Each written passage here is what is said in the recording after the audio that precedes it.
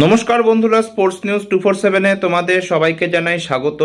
তো ভারতের আন্ডার 19 টিমের যে ওয়ার্ল্ড কাপ অভিযান সেটা কিন্তু খুব দারুণভাবে শুরু হলো, কারণ ভারতের যে আন্ডার 19 টিম তারা কিন্তু ইউএসের আন্ডার 19 টিমকে 6 উইকেটে প্রথম ম্যাচে হারিয়ে দিয়েছে। যদি আমরা ম্যাচের কথা বলি তাহলে ভারত টসেইতে ফার্স্টে বোলিং করার ডিসিশন নেয় এবং ইউএসের টিম কিন্তু ভারতের টিমের সামনে টিকতেই পারেনি, মাত্র 107 রানে অল আউট হয়ে যায় এবং ভারতের হয়ে সবচেয়ে বেশি উইকেট নেয় কিন্তু হেনিল পটেল, 16 রান দিয়ে 5খানা উইকেট নেয়।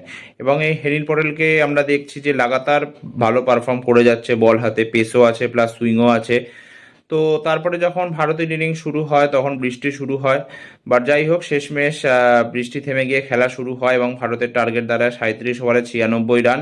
তবে ভারতের শুরুটা কিন্তু ভালো হয়নি, 25 রানের মধ্যে 3 উইকেট হারিয়ে ফেলে বৈভব সূর্যবংশী এবং আয়ুষ মাত্রে, দুজনেই কিন্তু ব্যর্থ হয়। বাট শেষমেশ অভিজ্ঞান কুন্ডু লাস্ট অব্দি নট আউট থাকে এবং 6 উইকেটে কিন্তু ভারত নিজের নামে ম্যাচটা করে নেয়।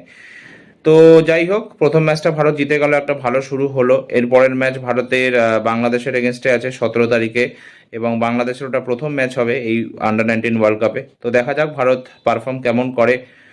আন্ডার 19 ওয়ার্ল্ড কাপে ভারতের পারফরমেন্স খুবই ভালো, মোস্ট সাকসেসফুল টিম ভারত, 5বার আজ অব্দি চ্যাম্পিয়ন হয়েছে এবং লাস্টের 5টা যে ফাইনাল হয়েছে 5টা ফাইনালে কিন্তু ভারত খেলেছে।